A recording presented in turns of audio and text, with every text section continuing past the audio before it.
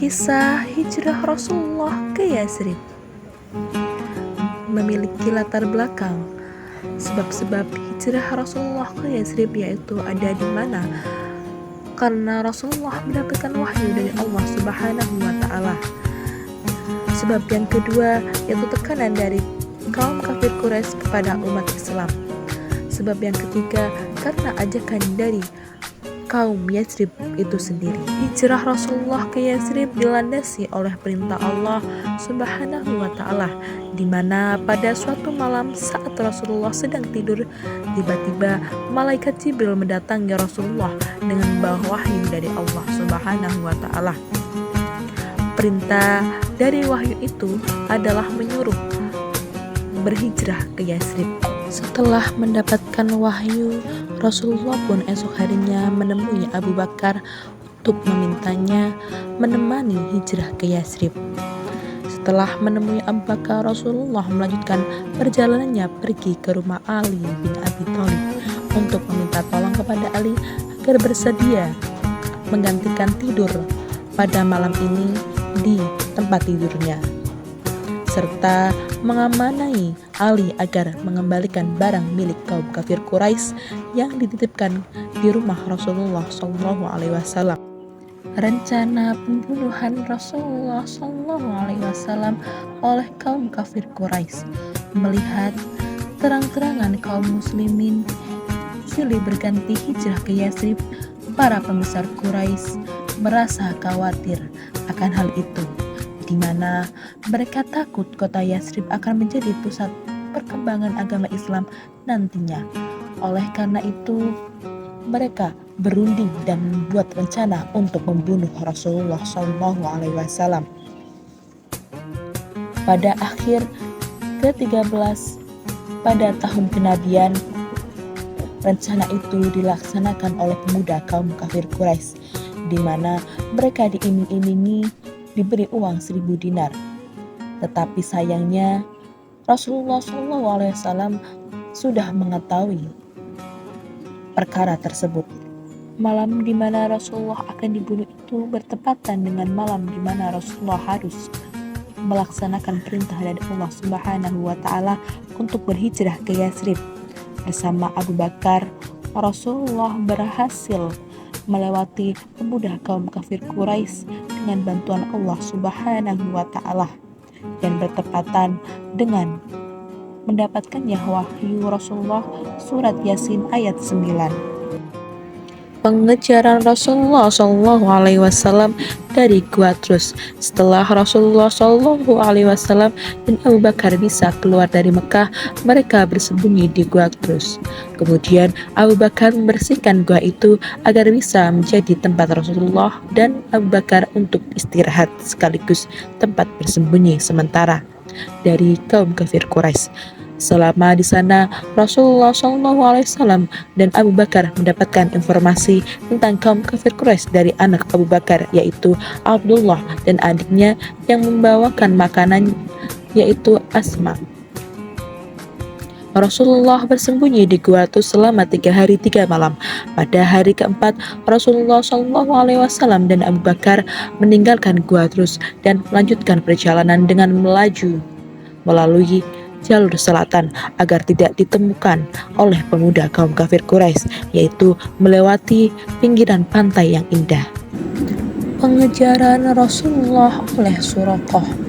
Kaum kafir Quraisy gagal menangkap Rasulullah SAW dan Abu Bakar ketika mereka keluar dari Mekah. Kemudian mereka menggerakkan suku-suku untuk mencari dan menemukan Rasulullah SAW. Mereka juga mengumumkan kepada masyarakat yang dapat menangkap Rasulullah akan mendapatkan hadiah 100 ekor unta. Dengan mengumumkan hal ini, setiap orang ingin mencari dan menemukan Rasulullah. Salah satunya adalah Suraqah. Pengejaran Rasulullah SAW oleh Suraqah. Suraqah adalah seorang kepala suku Bani Mujlij. Dia mendengar bahwa Rasulullah SAW dan Abu Bakar telah melewati desa setelah Gua Sur, dan sekarang dia berusaha mengejar Rasulullah dan Abu Bakar hingga ke tepi pantai, dan posisi Suraqah telah di belakang tepat tempat Rasulullah dan Abu Bakar berjalan menuju Yathrib. Namun saat Suraqah hampir menangkap Rasulullah SAW, kuda yang dinaikinya berhenti dan tidak bisa berjalan. Kemudian saat Suraqah memaksa kudanya itu, dia malah tergelincir hingga 2 kali berturut-turut. Dengan mengalami kejadian itu, Suraqah pun meminta maaf kepada Rasulullah. Rasulullah SAW pun memaafkan kesalahannya dan menyuruh agar tidak memberitahu kepada kaum kafir Quraisy tentang hijrahnya ke Yathrib. Setelah pengejaran oleh Suraqah, singgahlah Nabi Muhammad SAW di kota kecil yang bernama Qubah. Setelah perjalanan selama berhari-hari, sampailah Rasulullah ke sebuah kota, yaitu Qubah. Pada saat itu, ketepatan awal tahun ke-14 kenabian, Rasulullah dan Abu Bakar singgah di Qubah untuk istirahat. Beliau beristirahat selama 4 hari di kediaman Kulsum bin Al-Had. Selama di sana, Nabi Muhammad SAW membangun sebuah masjid di sana yang dinamai Masjid Qubah dan merupakan masjid pertama yang dibangun oleh Rasulullah SAW. Sampailah Rasulullah SAW ke kota Yathrib, yaitu Madinah. Sampai di kota Yathrib, beliau disambut dengan gembira, suara tahmid dan takbir dengan sangat antusias oleh penduduk Yathrib. Rasulullah SAW menyatukan suku-suku yang ada di sana, yaitu kaum Muhajirin dan kaum Ansor.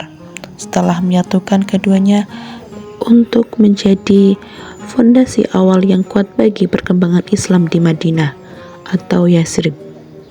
Hikmah hijrah Rasulullah SAW ke Yathrib, yaitu yang pertama, bertambahnya kecintaan kaum muslimin terhadap Islam. Yang kedua, bertambahnya kekuatan kaum muslimin. Yang ketiga, mudahnya proses dakwah Rasulullah SAW. Yang keempat, setiap kebenaran akan mendapatkan kemenangan.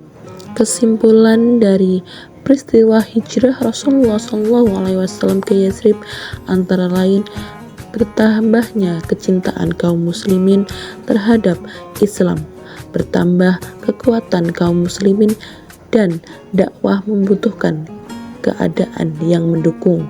Setiap kebenaran akan mendatangkan kemenangan, dan peristiwa hijrah jadikan dasar permulaan tahun baru Islam, tahun Hijriah.